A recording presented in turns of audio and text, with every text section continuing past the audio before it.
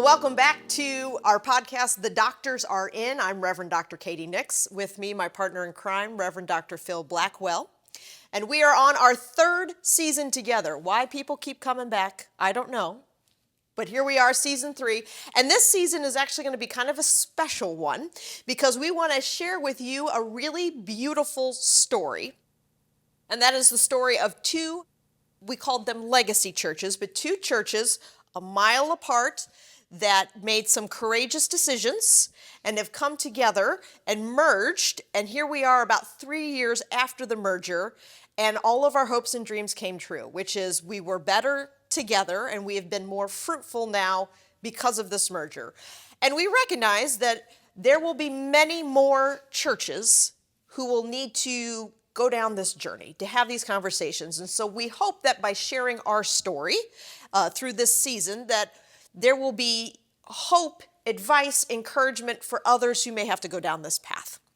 And so for episode 1, we want to begin kind of at a 30,000 foot beginning. We want to start at the top and just talk about this whole idea of merging, closing, etc., naming the reality that the landscape of what has been the traditional mainline Protestant church is changing. And we already know that. So rather than stick our heads in the sand, let's begin talking about it. And so our very first episode, we are delighted to have with us Matt from the Last Service podcast. So you're someone who's been doing this and talking about it, wow, longer than, well, not longer than you've been alive, because that, No, it's not. yeah, that's long before there. But you have been diving into these stories, and I thought would be such a great first person to talk to about how more and more churches are having these conversations.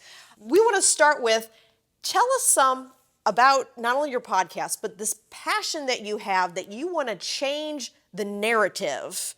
Because I think something that we have seen a lot in our ministry is that so often people get really focused on the Good Friday, we are dying piece, and they forget that you can't have resurrection without the death. Like there's gonna be an Easter Sunday, but you still have to go through Good Friday to get there. So why don't you start and share kind of like how your ministry has been. Guys, it's okay to talk about this. Yeah. Well, Dr. Katie and Dr. Phil, thank you for having me on your show. This is really fun. Gosh, yeah, I referred to this project as my weird hobby for a number of years. And people have asked me like, why are you interested in dying churches? Like, why would anyone want to talk about that? And I think that's part of what interests me is that no one wants to talk about it. It's so easy to avoid, yet it's becoming something unavoidable as the landscape of Christian church in America is changing. So it started for me way back in 2009. I was briefly hired. I was kind of in between churches, and I was briefly hired to help out at this church that was, you could just tell was on the brink, and they didn't seem to be aware of it. They had a room that held probably 800, and they had maybe 50, 75 in attendance, which is kind of, and just the relationships, you could tell there was a tension in the room. And so that kind of sat with me for about 10 years. And then right around 2018, 2019, I was a part of a ministry that did preschools in churches. And I was being toured around one of the churches, and the pastor was like, "You got to come see this." And we walked into the sanctuary, and it was pristine. I mean, immaculate. It had state-of-the-art technology in an old traditional building, which takes a lot of effort just to even do that. I mean, it was like walking into a museum. And he told me, "We haven't met in here since I took over as pastor. This was the last-ditch effort to try to turn this church around, and now it's gone." And he was actually a replant of that church. And they had moved into the chapel over another part of campus, and we're doing ministry with a whole new set of people and our whole new name and all of this. And that really got my attention again. So I tracked down the last pastor of that church, and just listened to the story, and it broke my heart. So much anger and shame and frustration. He had taken a lot of abuse, and ended up negotiating a merger with another church, and they took him onto their staff and just said he was just a broken man. And that really shouldn't be, because that pastor grew up in the church, that specific church. In fact, he told me God called me back to that church to help bury my spiritual mentors. This beautiful story was woven into the story of anger and hurt and shame and pain, and a whole bunch of social issues were surrounded how the neighborhood changed and things like that. And so I just kept calling. And then, yeah, another thing happened that really kind of leapt me forward. The church I was married in, church my wife went to youth group in, my father-in-law worked at for a long time. I led worship there for a while. Was torn down, and it was a good scenario. All of it was happy the church was able to sell the land and move into another building. But I remember somebody sent me a photo where a wrecking ball had gone through the ceiling of this stately high steeple church. I mean, a landmark in the city. And I looked through that hole in that picture, and I stood right there. I prayed right there. I sat with that friend right there, and it hit me for the first time. Church is way more than a building, but I kind of started to empathize with the understanding that, like, no, these spaces matter. I get the hurt now a little bit more. I get the sense of loss and grief that's involved. And so, yeah, I don't know how to write a book. I don't know how to do other things, but I know how to make a podcast. And so I started thinking, well, what if we could just talk about these stories? And what if we could just share them? And that might make it a little bit easier to find solutions. And so anyway, there's my 15-minute answer to your 15-word question. I feel like so much right now that in an attempt to say, oh my gosh, all these churches are declining, like we're hearing that over again, the church is declining. Everyone has the quick fix, just buy my book, just install the modern state-of-the-art technology, whatever. And if the answer was that easy, we would have figured it out a while ago. And so instead, to make space to go, this is complicated, this is layered, and when did we decide that this was a bad thing as opposed to this is just a different thing? Like, I'm just a very big proponent of let's change the question and not make it so binary or things like that. And so I'm getting excited about it, because right there begins to say, in this story we're going to tell this season, we had two churches that was able to say, we're not going to just do the quick, easy answer. We are going to be realistic and talk about it. We're going to frame it in theological language, different language, and then find out that maybe God can still be even in this, and admit, like, I don't know how many times I've heard, like, it was really hard. They could say, like, I know that we couldn't afford the building, but this is where my kids were baptized, right? Like, I can hold that. I mean, I was third generation at my home church. I got ready for my wedding in the same room my mother got ready when she married my dad, right? Like, all of that. But how do we have them from a place of strength as opposed just to dwindling down till there's a beautiful, immaculate sanctuary with nobody in it? Right? Matt, you've worked across a lot of different denominational lines and independent church lines, and every story is different. But what are the consistent themes among what you have discovered that is not dependent on place or denomination or even, well, maybe personality, but what are the themes? Yeah. The most consistent theme is not it's just so nuts and bolts and boring, but a great deal of what's happening with churches is simply a matter of deferred maintenance and fixed incomes, right? And what I like about framing it that way is it takes a lot of the shame and embarrassment out. Like, this isn't a spiritual question of whether we fulfill, no, like. Which is so many times I've heard, well, if your church isn't growing, you're not a good pastor, or you're not preaching the gospel. And, maybe we're all really good pastors, but, when the building is 100 years old,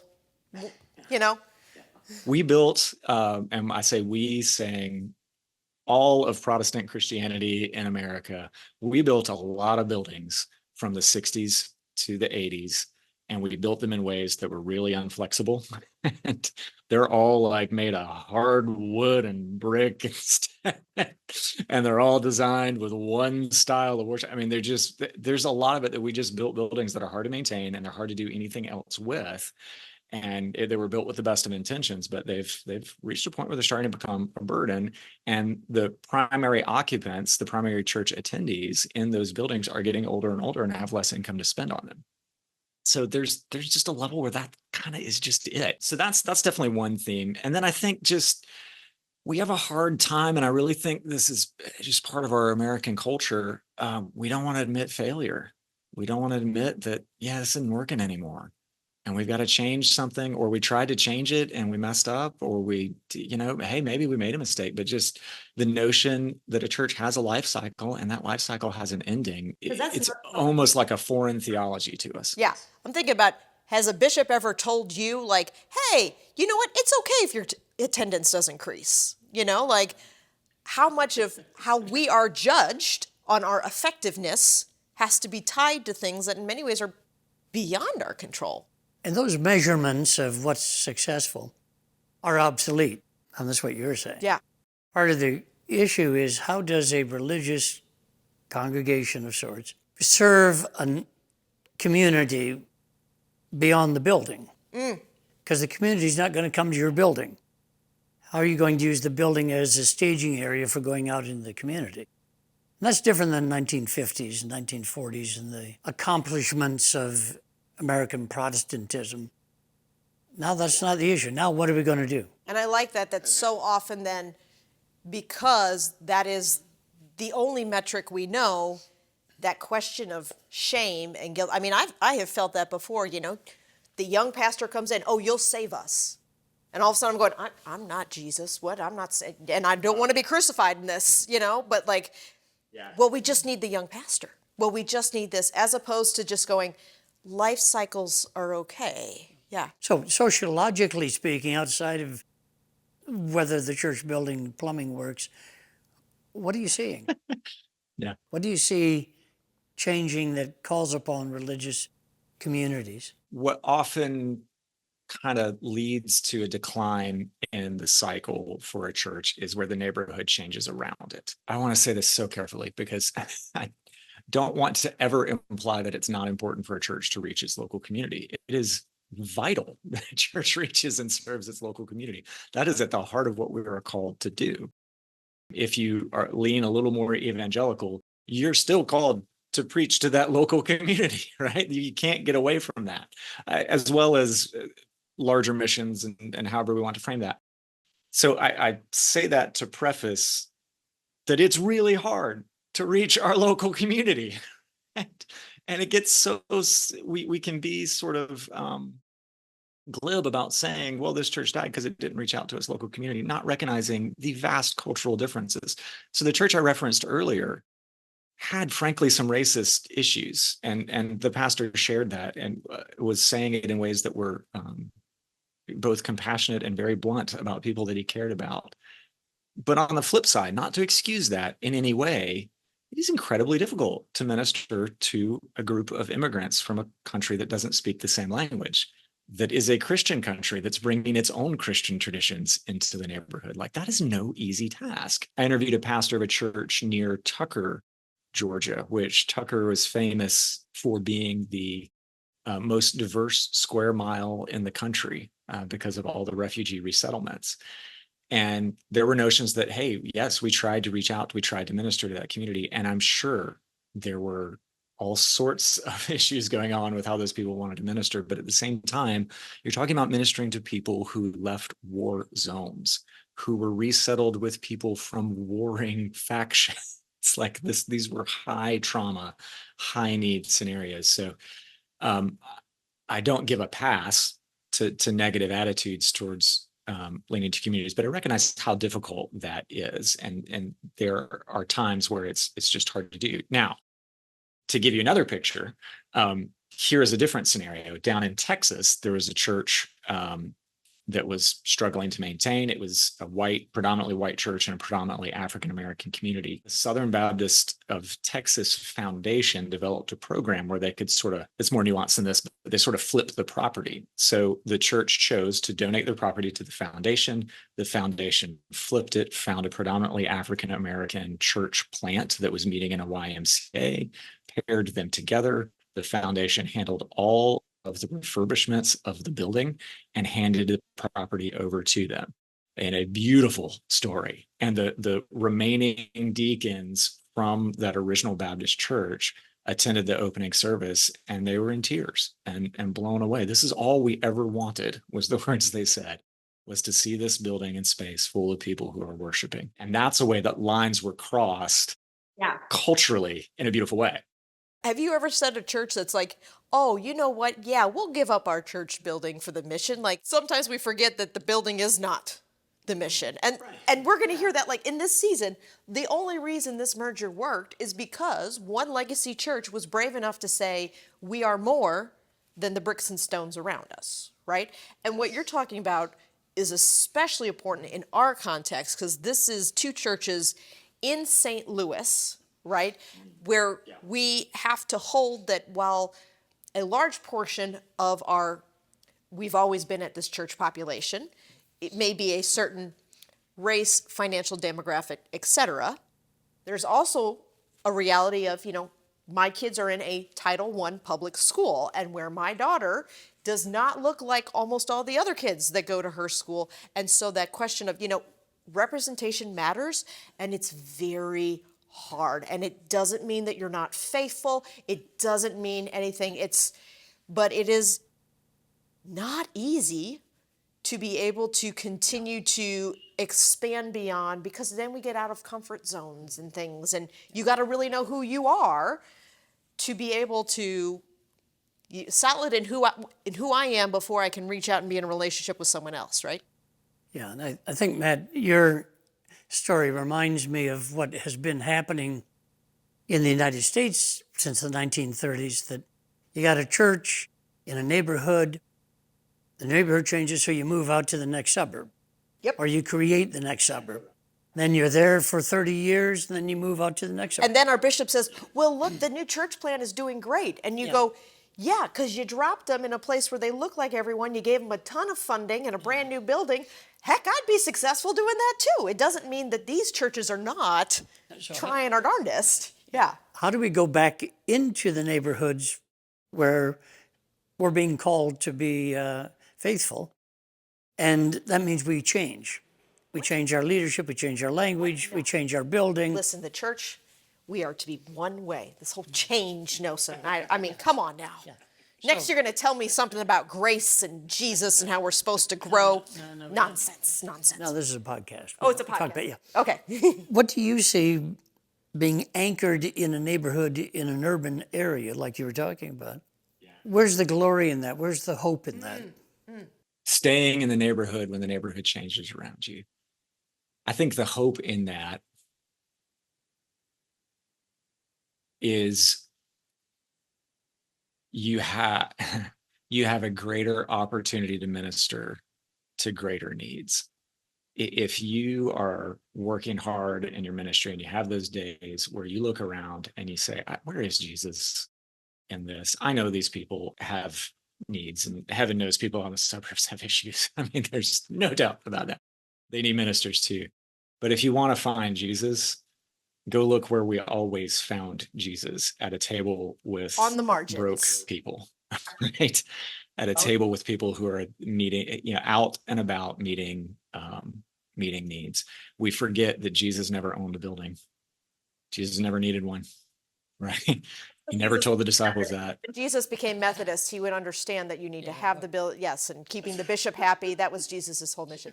Well, and you're starting to hit at kind of what I want to ask next, which is, before we get into telling this particular story in this season, I think one of the big anchors of this particular story has been there is so much prep work that goes into it, even years ahead of time. Questions like being able to start thinking, what is our mission and what are we called to do? Being realistic about, look at our finances in our building and where are we going and things like that. So in the stories that you have heard, what kind of courageous conversations, like where does one even begin this thought? What's that pre-work before we say, okay, before you even talk logistically of, are we selling the building? Are we merging? Whatever. Something's got to happen to get you to a point to go, we got to change our trajectory somehow. Mm-hmm.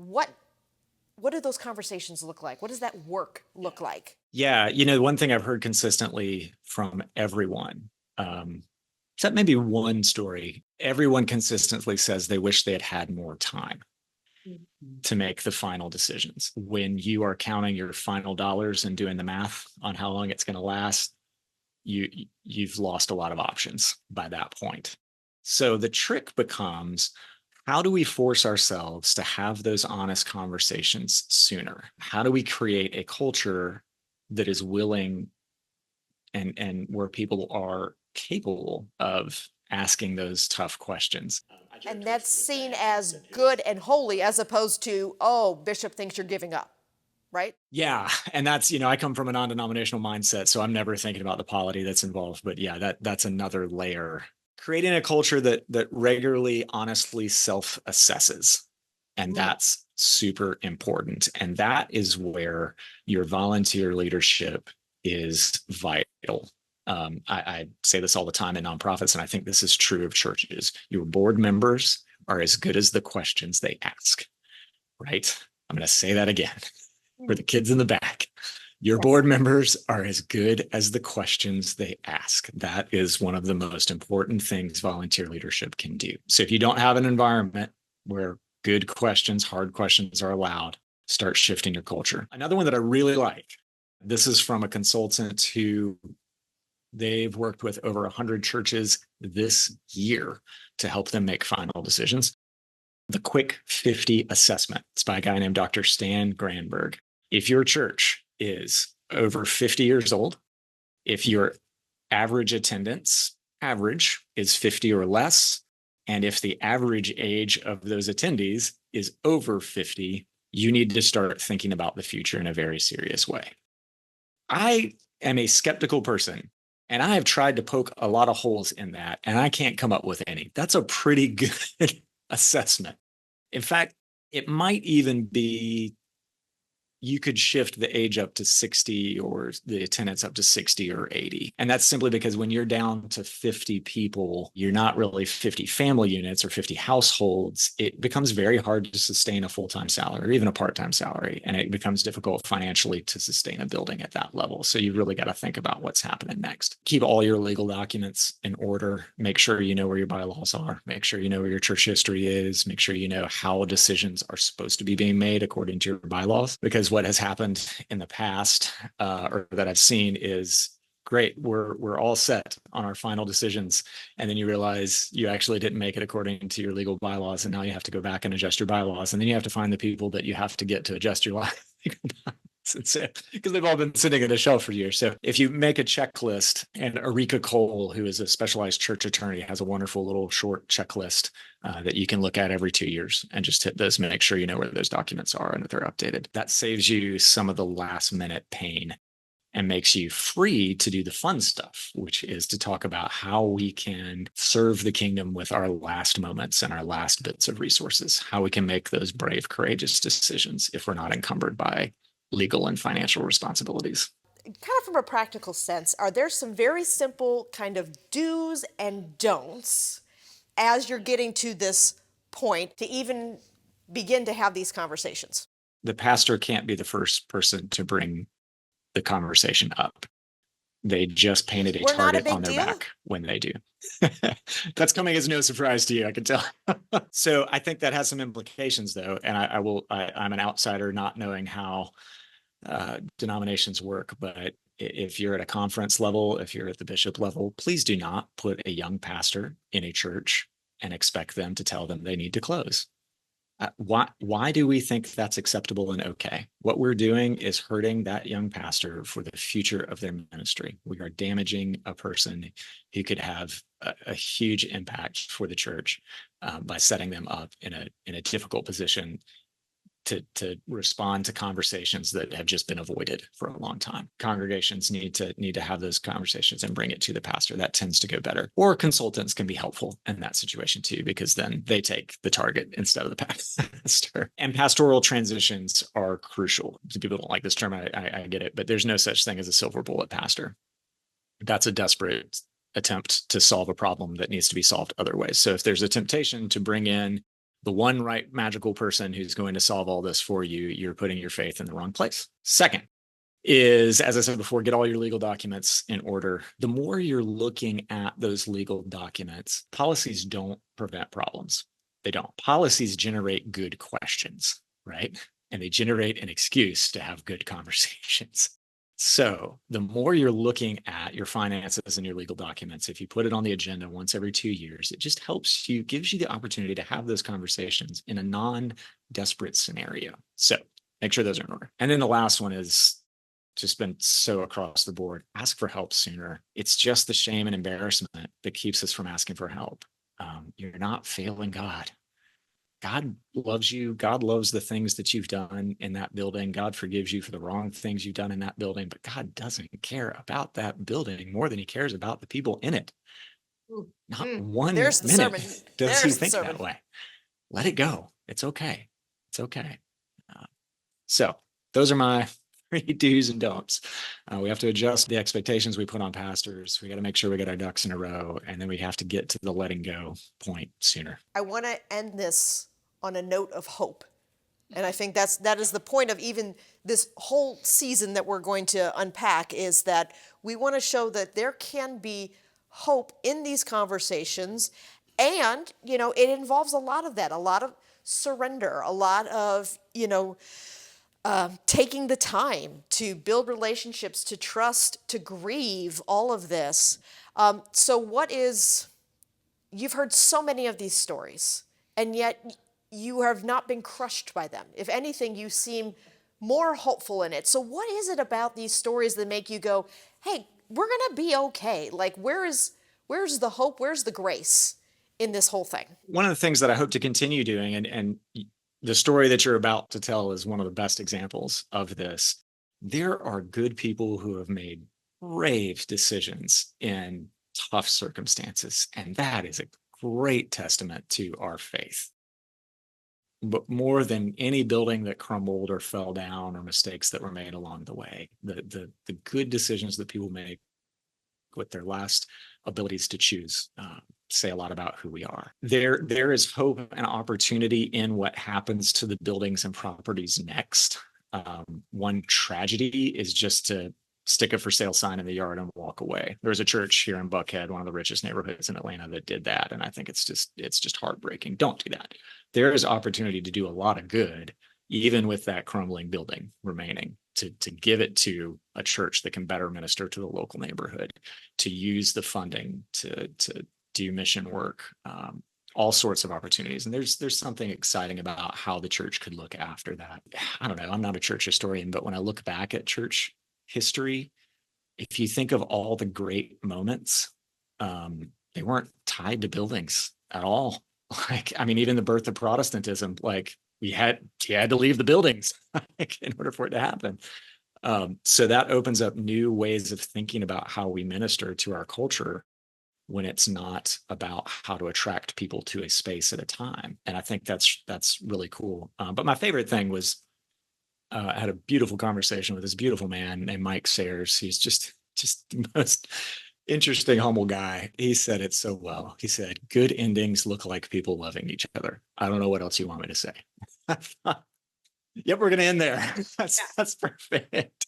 And if it doesn't look like that, then we've done something wrong. And I'll tee up for your story as well. I think tied into that was what Diane Keniston shared with me, which is good endings look like, I love you, thank you, I'm sorry, I forgive you. And when we can say all of those things through our actions, then we walk away hopeful.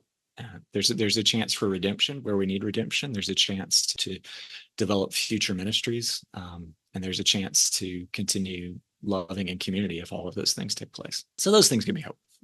Well, thank you so much for your time, Matt. And actually, you did do that beautifully, because our next episode, we are going to talk with Diane Keniston, who was the pastor of one of the legacy churches, and I was the pastor of the other. So, talking about, from a pastoral point, how do we foster an environment where those leaders can say, you know what, let's ask some hard questions, not out of shame, not out of fear, but because we want to be faithful, and how we help the leaders do that. And let me tell you, you're right.